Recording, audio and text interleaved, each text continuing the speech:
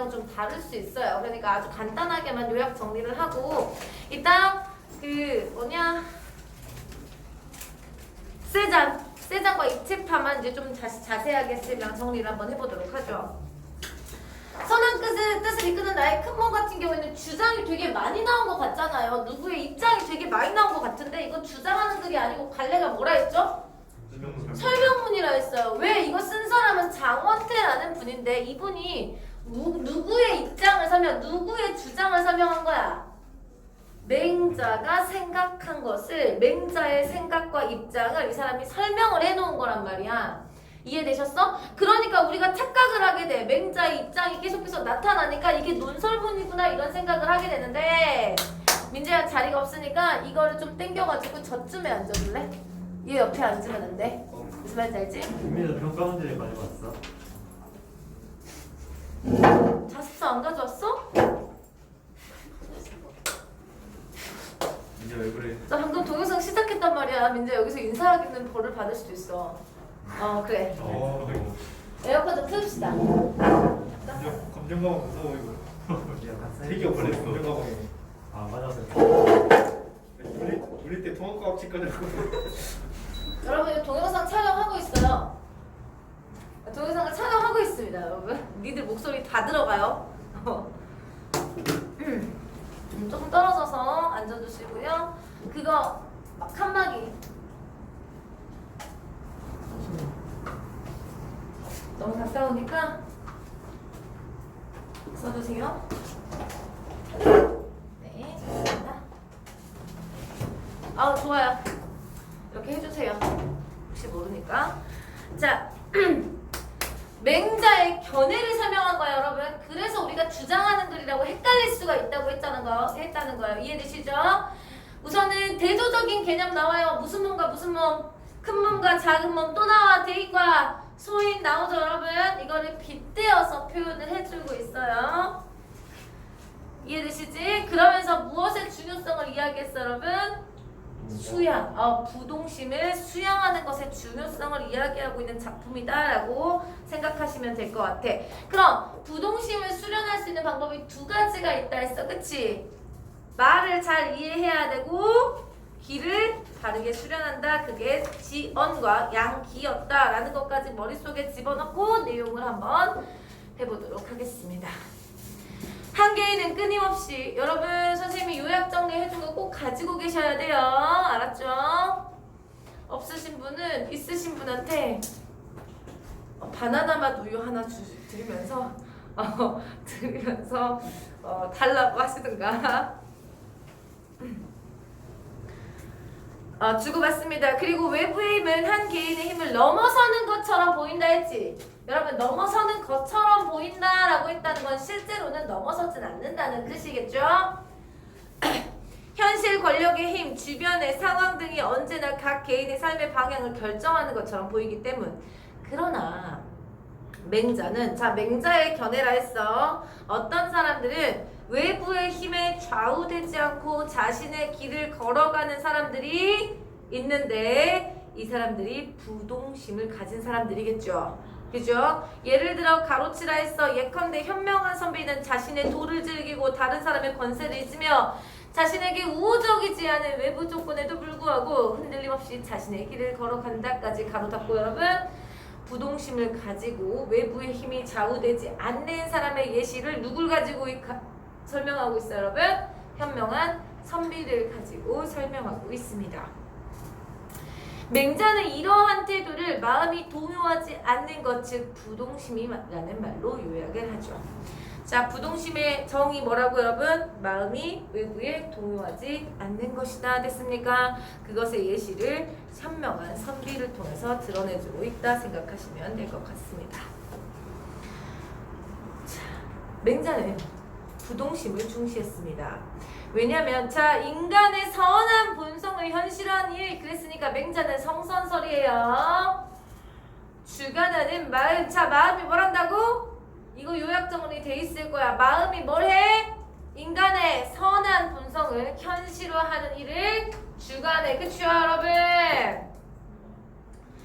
마음이 사람의 말이나 감각적 욕구, 육체적 충동과 같은 여러 가지 요소에 흔들려서 선한 본성을 발현시키지 못하는 경우가 발생할 수 있어. 자, 그러니까 인간은 기본적으로 선한 본성을 가지고 있는데 이걸 발현시키지 못하는 이유가 무엇 때문이야? 외부의 힘 때문인 거야. 이해됐어, 여러분? 외부의 요소 때문인 거야. 이해되죠? 여기까지 외부의 요소 때문인데. 그래서 맹자는 부동심의 수련을 위해 말을 잘 이해하는 게 먼저 중요해. 왜? 다른 사람의 말에 흔들릴 수 있다고 했잖아요. 그쵸? 말을 잘 이해하는 지언과 기를 바르게 키우고 수련하는 양기를 제시합니다. 말이란 마음이 드러난 결과이자 마음에 영향을 줄 수 있는 것이기 때문에 다른 사람의 말을 잘 이해하고요. 미혹되지 않고 부동심에 잘 도달해야 한다. 그리고 인간의 행동, 즉 마음의 뜻, 지향하는 바. 자, 마음의 뜻이 지향하는 바예요, 여러분. 지향. 아닌 감각적 욕구나 육체적 충동인 기. 자, 그러니까 여러분. 기를 따라가면 되겠어요, 안 되겠어요? 안 된다는 겁니다. 다시 한번. 기는 따라가면 안 되는 겁니다. 물론 여러분 여기를 하려고 이기론까지 갈 필요는 없어요. 이기론이 인간의 본성인 이와 인간의 본성이 다른 욕구나 이런 것까지 하는 게 기거든요. 이게 맹자의 기본 그 개념인데 이기론까지 갈 필요는 없고 기는 여러분 충동적인 욕구 같은 것들을 이야기를 한단 말이야. 그러니까 기를 따라가면 되겠어, 안 되겠어? 안 돼. 그러면 기를 어떻게 해야 되겠어? 다스릴 수 있어야 되겠지. 그러면 우리는 기를 다스릴 수 있도록 무엇을 해야 되겠어? 수련을 해야 될 거 아니에요, 그쵸? 그래서 수련을 하는 기를 수련을 하는 게 필요하다. 그래서 양기가 필요하다. 맹자가 양기를 부동심의 수련 방법으로 제시한 것은 이때입니다. 됐습니까? 됐죠? 좋습니다. 맹자가 부동심을 강조한 것은요, 마음의 한 개인이 몸 전체를 이끄는 역할을 한다. 자, 마음의 역할. 아까 선생님이 선한 본성을 현실화한 일을 주관한다 그랬지. 두 번째 마음의 역할이 뭐다, 여러분? 한 개인이 몸 전체를 이끄는 역할을 한다. 됐습니까? 맹자는 마음이 어떤 방식으로 몸의 다른 부분을 이끈다고 주장하는 것일까? 이와 관련 여러분, 지가 물어보고 지가 대답한다 했어요. 이거 무슨 법? 문답법. 좋습니다. 이와 관련해서 맹자는 마음과 감각기관의 관계를 설명합니다. 마음과 감각기관의 관계에 대한 맹자의 설명은 큰 사람과 작은 사람, 즉 대인과 소인의 관계에서 출발합니다. 큰 사람이 대인이고 작은 사람이 소인이겠죠? 대인과 소인은 여러분 의미 어떻게 돼 있어요? 의미를 대조해 놓은 거예요. 이해되셨어요? 의미가 대조되는 단어가 나타난 거예요. 자, 이거 중요합니다. 타고난다, 타고나지 않는다. 타고나지 않아요.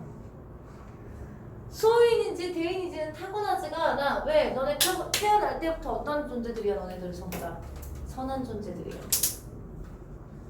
다시 한번, 너네 태어날 때부터 선한 존재들이에요.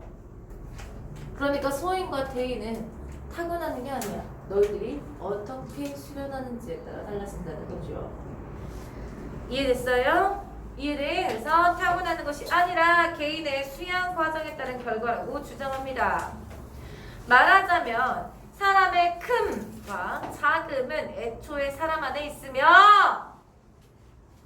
이와 기요. 그러니까 본성을 따르는 것과 기를 따르는 게 있잖아요. 이해되셨죠, 여러분? 기를 따르는 거, 욕구나 이런 것들을 따르는 게 있는데 이거 둘 다 있어, 니들 마음속에. 어느 쪽을 기르냐에 따라서 그 사람의 어떤 사람인가가 결정되는 것이죠. 맹자는 어째서 어떤 사람은 큰 사람이 되고 어떤 사람은 작은 사람이 되냐는 물음에, 자, 큰 몸이 뭐야? 큰 몸.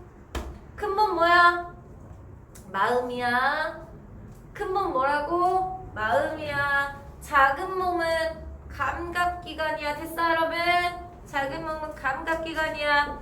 큰 몸을 따르면 큰 사람, 작은 몸을 따르면 작은 사람이 된다 했을 때 큰 몸과 작은 몸은 마음과 감각기관에 대응한다.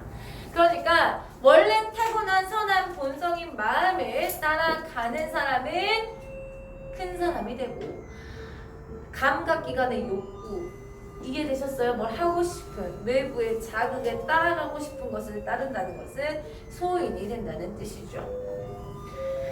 맹자에 따르면 마음과 감각기관의 활동이 반대다. 눈과 귀 같은 작은 몸은 자 여러분 알아야 돼. 작은 몸 수동적 적어놨을 거예요. 특징 그치? 수동적이야. 수동적이라는 것은 자극에 그대로 끌려간다 이런 뜻이겠죠. 그래서 외부에 자극이 주어지면 그대로 끌려갑니다. 게다가 작은 몸이 외부 대상을 향해 움직이는 활동, 즉 감각적 욕망. 여러분 감각적 욕망, 작은 몸이 외부 대상을 향해 움직이는 활동인 거예요. 됐어요 여러분? 욕망의 충족 여부는 행위자가 전적으로 결정할 수가 없다. 이게 무슨 말이죠 여러분? 얼마나 맛있는지는 니들이 결정할 수가 없다는 거예요. 얼마나 즐거운지 니들이 결정할 수 있니? 없죠. 그쵸? 이해돼? 얼마나 듣기 좋은지 여러분들이 결정 못해요. 외부에 의해서 결정이 되는 거죠.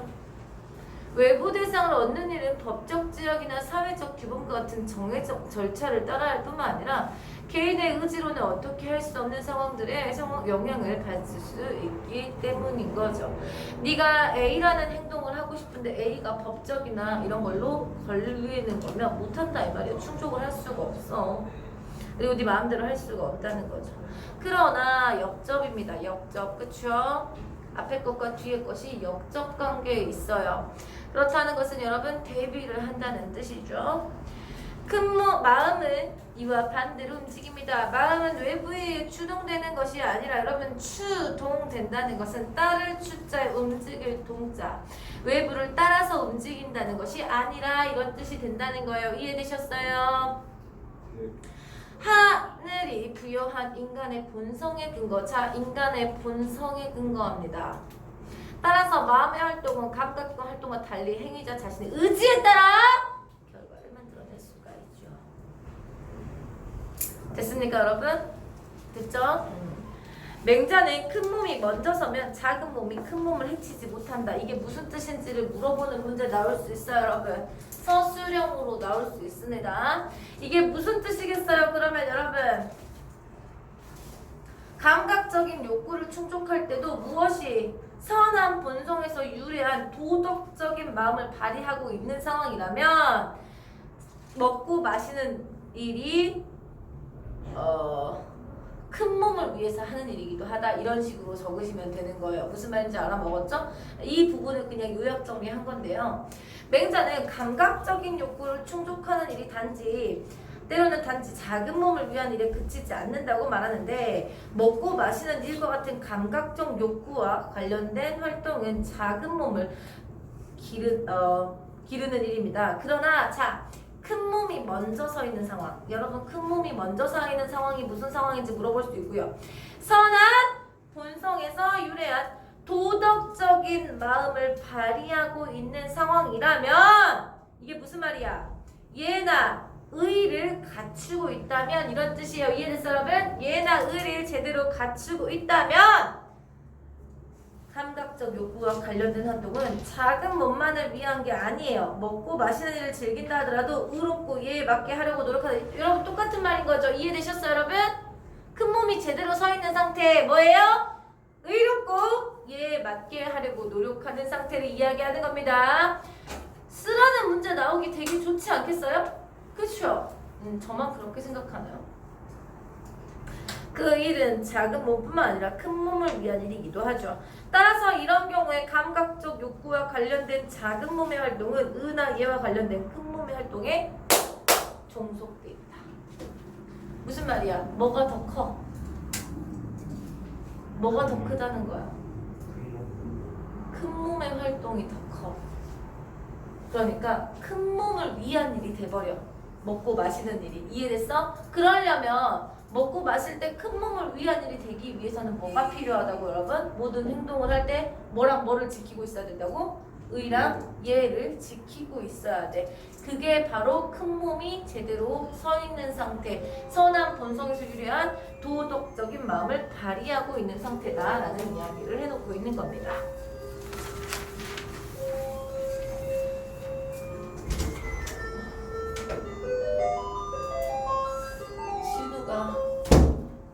진우를 문제를 풀리고 와야 되거든요. 작은 몸은 수동적이다라고 아까 선생님이랑 했죠. 수동적이기 때문에 외부에 끌려갈 수 있으며 큰 몸, 즉 마음에도 끌려갈 수가 있습니다. 왜요? 작은 몸은 수동적이거든요. 그러니까 이 작은 몸을 외부에 끌려가지 않고 큰 몸에 끌려가게 해야 된다는 소리겠죠? 예를 들어 어떤 상황에서 남을 불쌍하게 여기는 타고난 착한 마음 측은지심이에요. 들어서 이를 저버리지 않고 집중하면 작은 몸이 따라가게 된다는 거죠. 즉 어떤 동기가 실천으로 자연스럽게 옮겨가게 된다는 겁니다. 동기는 그럼 뭐겠습니까? 동기, 큰 몸, 마음을 이야기하는 겁니다. 실천은 작은 몸이 되겠죠. 감각기관이니까요. 됐습니까? 알아야 됩니다. 이와 반대의 경우도 생각합니다. 누구나 먹고 마셔야만 살 수 있는데 어떤 사람이 먹고 마시는 일로 타인의 비난을 산다면 이는 그가 먹고 마시는 일 자체 때문이 아닙니다. 자기 안에 있는 귀중한 인의를 저버리고요. 인의, 큰 몸이 아까 인의가 제대로 돼 있어야 된다 했죠. 그렇죠? 저버리고 먹고 마시는 일과 같은 외부 대상을 추구하는 일에만 몰두하니까 욕을 먹는 거다 이런 얘기를 하고 있는 거죠. 몸이 제대로 서 있는 상태면 먹고 마시는 일로 욕을 안 먹는다 이런 뜻이에요. 이해되시죠? 작은 몸인 감각기관이 외부 대상에 끌려가 무절제하게 욕망에 탐닉하게 되는 경우 그 책임은 누구한테 있다고 여러분? 이거 중요해요. 마음에 있습니다. 결국 각 개인이 저지르는 악의 규범과 그 책임의 소재가 다 어디에 있다는 소리예요? 마음에 있다는 소리. 이거 조심하세요. 틀리기 되게 좋은 부분이야. 언뜻 보기에는 각 개인이 저지르는 악은 감각기관 활동 발생을 보이지만 실제로는 자 이유 왜 책임이 마음에 있대요 여러분? 마음이 지 역할을 다 하지 않았기 때문이다. 됐어요 여러분? 마음이 자기 역할을 다 하지 않은 거야. 작은 몸을 이끌어야 되는데 이끌지 못한 거지. 이해됐어요? 좋습니다. 우리 몸에 무언가 있기 때문에 악을 저지르는 게 아니에요. 우리는 본성은 선하니까 마음이 제 역할을 해나갈 때 마음은 눈, 귀, 코, 혀, 피부 등의 오간과 같은 몸의 다른 부분 작은 몸 감각기관이겠죠? 이끌어 각 개인의 책임감 있는 존재를 형성해 나가게 한다. 마음의 활동에 감각기관의 활동도 따라가게 되는 것. 따라서 마음의 뜻, 아까 지향 됐습니까 여러분? 마음의 뜻이 지향이야. 지향을 붙잡는 일이 수양에서 가장 중요한 과제가 된다. 이렇게 얘기를 해놓고 있네요. 쉽죠 여러분? 이건 정리까지 해놔가지고 쉽습니다. 끊었다가 세장과 입체파 요약 정리해드릴 거고요. 여러분 우선 120페이지에 독서 역량 펼치기 순자 나오는 거 학교에서 했는지 안 했는지만 확실히 말씀해주세요. 순자 안 했어요? 확실해요? 아 순자 비교하는 게 나올 것 같은데 왜 안 했지? 안 했죠? 자지마. 아주 잘 자. 피사의 사탑인 줄 알았어요. 몸이 기울어져가지고. 잠깐 끊었다가 세장과 입체파 바로 들어가도록 할게요.